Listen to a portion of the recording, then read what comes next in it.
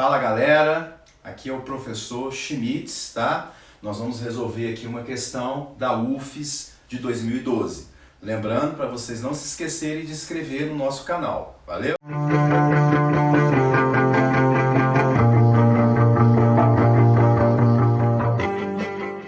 Bom, faça uma leitura detalhada do enunciado dessa questão.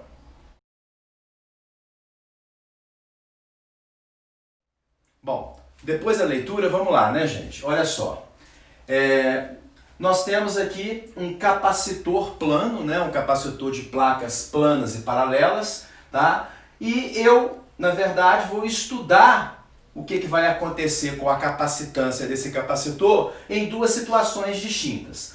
Na primeira situação, o capacitor está em repouso, aqui na Terra, por exemplo, e numa segunda situação ele foi colocado numa nave espacial que se move a uma velocidade de 36 vezes 10 a 3, 36 mil quilômetros por hora. Eu já fiz aqui a nossa conversão, né? Divide por 3,6, vai dar 36 por 3,6, 10 vezes 10 a 3, é uma velocidade de 10 a 4 metros por segundo. Bom, a velocidade de propagação da luz, tá? Nós estamos chamando aqui de C, ela vale 3 vezes 10 a 8.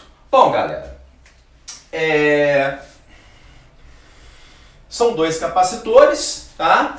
É importante, né, observar que essa é uma questão que mistura um pouquinho aí, né, da eletricidade, né, no estudo de capacitores, com a teoria da relatividade de Einstein, né? A teoria da relatividade, ela é proposta, né, com dois, né, existem dois postulados, tá? O segundo postulado da teoria de Einstein, ele acarreta algumas consequências, e duas dessas consequências referem-se à dilatação do tempo e à contração do comprimento, que são efeitos relativísticos provocados pelo movimento. A gente vai descrever isso aqui na questão. Então, olha só, gente. Na letra A, observe que ele pede a capacitância total do sistema antes do lançamento, quando se associam os capacitores em paralelo, tá? Então, na letra A, você vai pegar os dois capacitores, tá? Isso na Terra, no referencial em que eles se encontram em repouso, tá?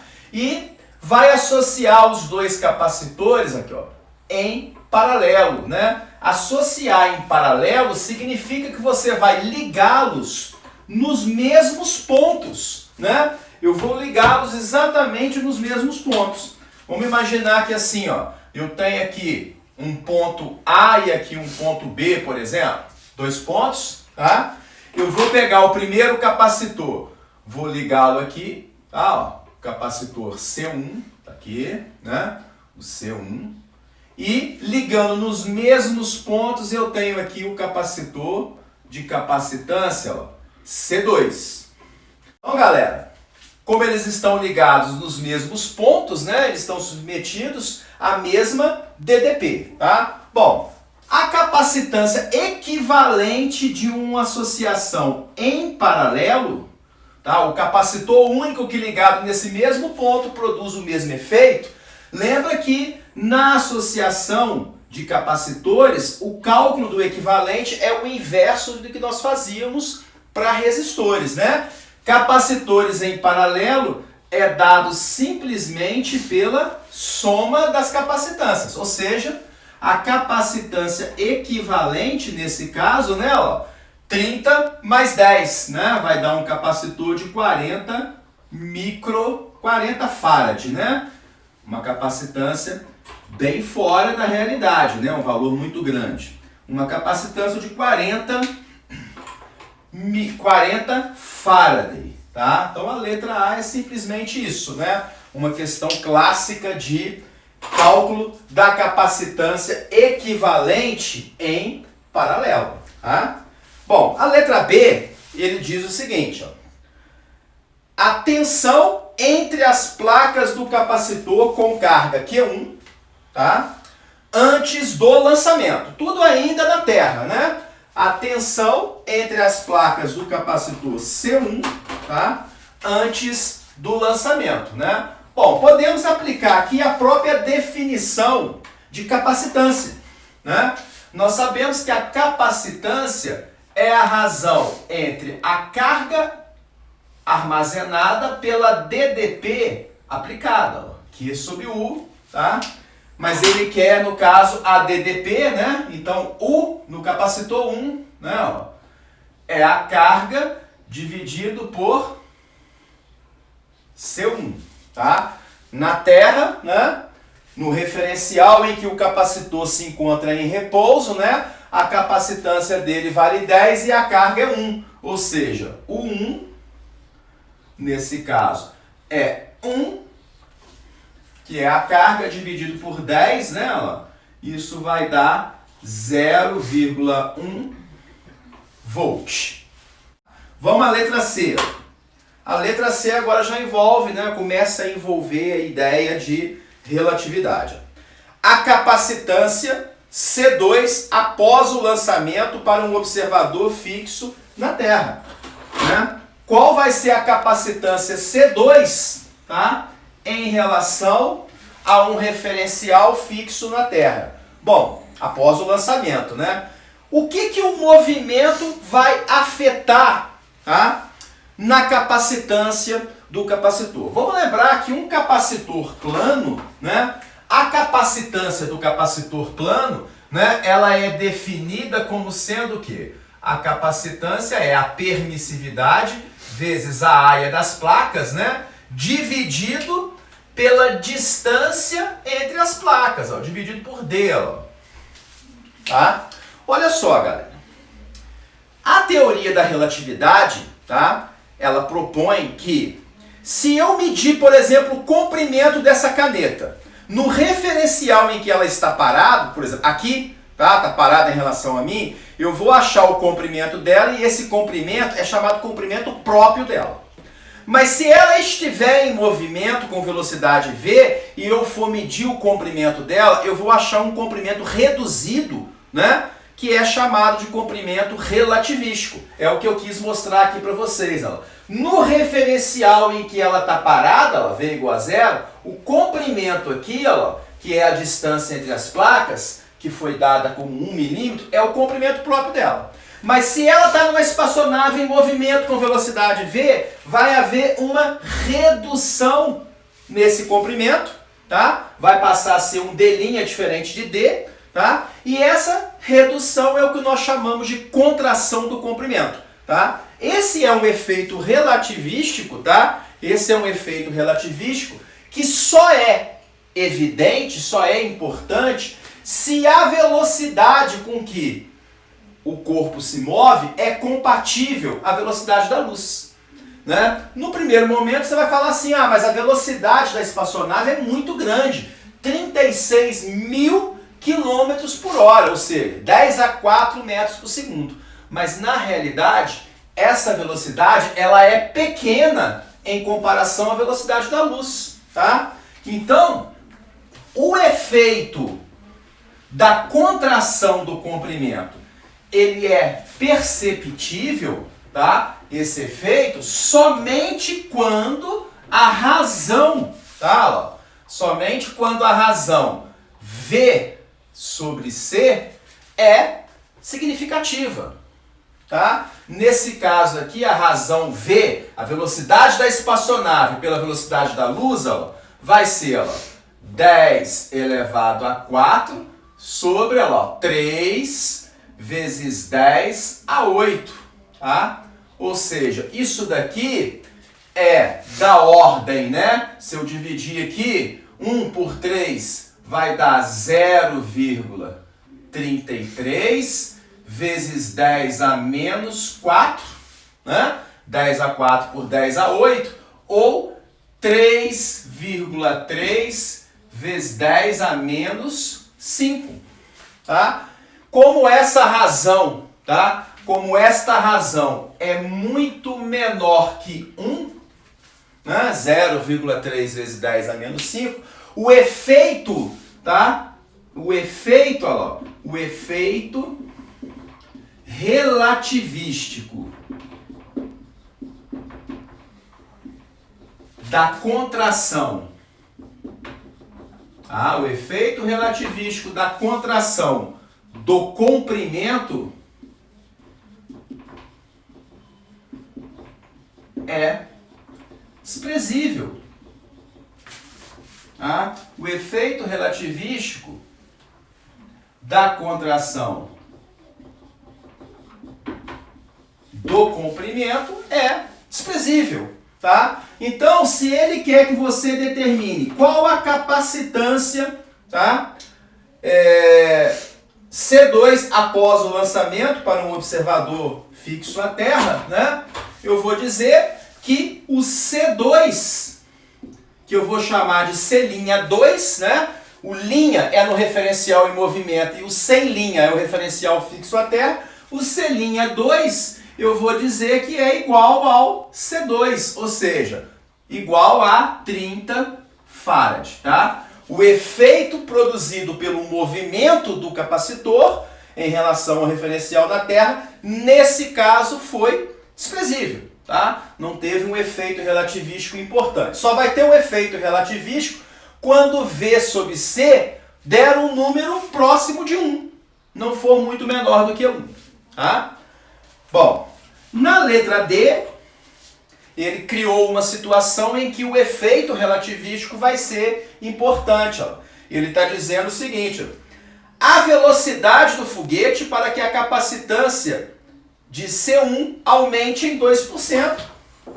Tá? Ele quer saber com que velocidade eu vou ter que mover o capacitor, tá? Para que a capacitância C1 sofra uma alteração de 2%. Né?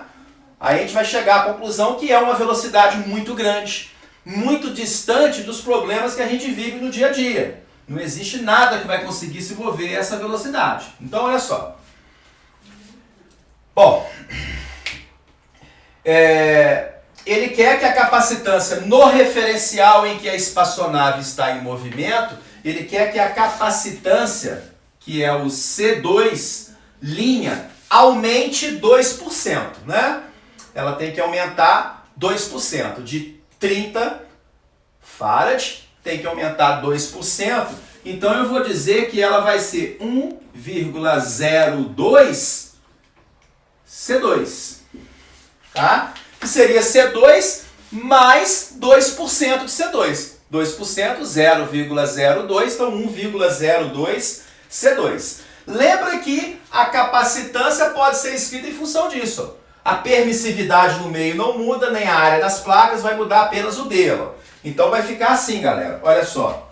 Eu vou dizer que o C'2, o C'2 vai ser epsilon A sobre D', tá? E isso vai ser igual a 1,02, que multiplica o C2, que é epsilon A sobre D.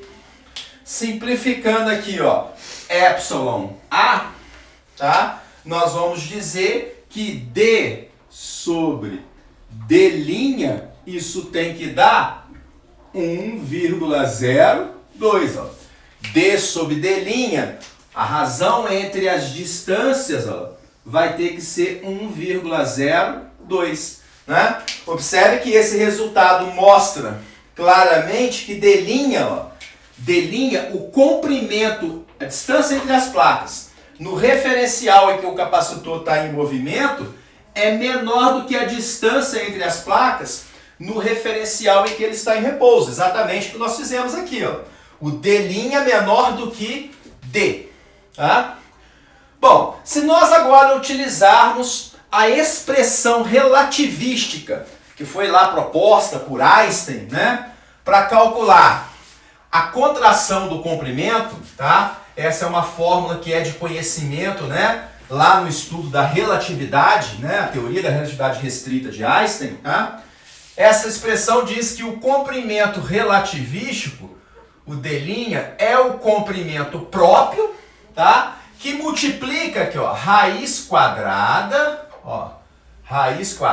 de 1 menos V ao quadrado sobre C ao quadrado.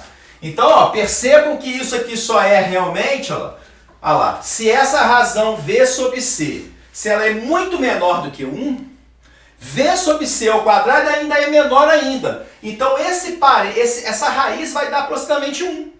Se V sobre C for muito menor do que 1. Logo, D' vai ser igual a D. Não vai ter efeito relativístico.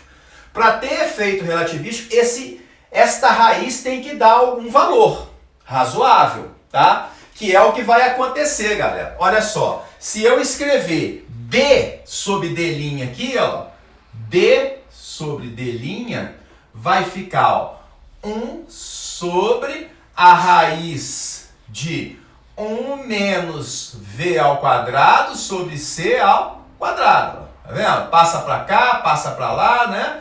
E isso daqui, como nós vimos lá, ó, ele quer que esta razão D sobre D' seja igual a 1,02. Tá? Eu quero saber, então, quem é esse V. Vou fazer o C igual a 3 vezes 10 a 8, tá vendo? Bom, você deve ter notado também que apareceu aí na questão uma aproximação, tá? Uma aproximação clássica aqui na física, que é 1 sobre raiz de 1 menos x, ó. Tá? Esta aproximação aí, que é uma aproximação binomial, né? Essa aproximação, ela é, né? Isso aqui é aproximadamente igual a 1 mais meio de x ao quadrado, né? 1 mais meio de x ao quadrado, caso esse x, né, seja muito menor do que 1. Tá? Bom, é o que nós temos aqui, galera. Tá? Aqui, ó, 1 sobre 1 menos o que é x? O x, pra gente aqui, o x é simplesmente V sobre C. Tá aqui, ó. V sobre C. 1 menos x ao quadrado aqui, né? Ó. 1 menos x ao quadrado. Ó. Tá? Logo, ó, nós vamos ter que fazer essa aproximação. Né? Eu vou precisar fazer essa aproximação. Vamos utilizar aqui um pouquinho do espaço, né? Olha só. Nós iremos utilizar essa aproximação binomial, tá? Que vai ficar assim aqui, ó. No lugar, né, de 1 sobre raiz de 1 menos V ao quadrado sobre C ao quadrado, eu vou escrever isso aqui, ó.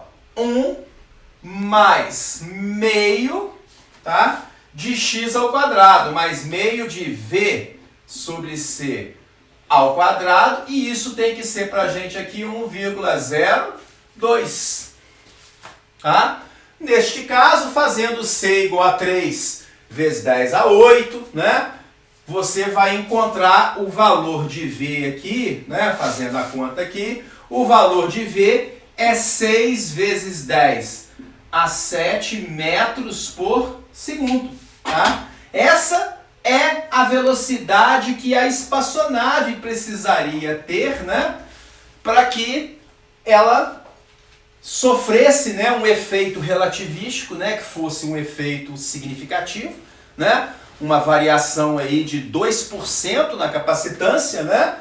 Então, ela teria que ter uma velocidade bem próxima, ó, da velocidade da luz, ó, praticamente da mesma ordem de grandeza da velocidade da luz. Né? A ordem de grandeza aí é de 10 a 8 metros por segundo. Mas como na prática a espaçonave tem 10 a 4 metros por segundo, tá? Esse efeito não é perceptível nesse caso. A menos que você consiga construir, né, uma espaçonave que consiga se movimentar a uma velocidade na mesma ordem de grandeza, ó, da velocidade da luz. Aí esse efeito produzido, né, pela contração do comprimento, esse efeito relativístico, vai ser importante. Beleza, galera? Lembrando novamente, não se esqueçam, né, de se inscrever no nosso canal, tá? Para que você receba, né, mais vídeos como esse. Valeu, obrigado, até mais.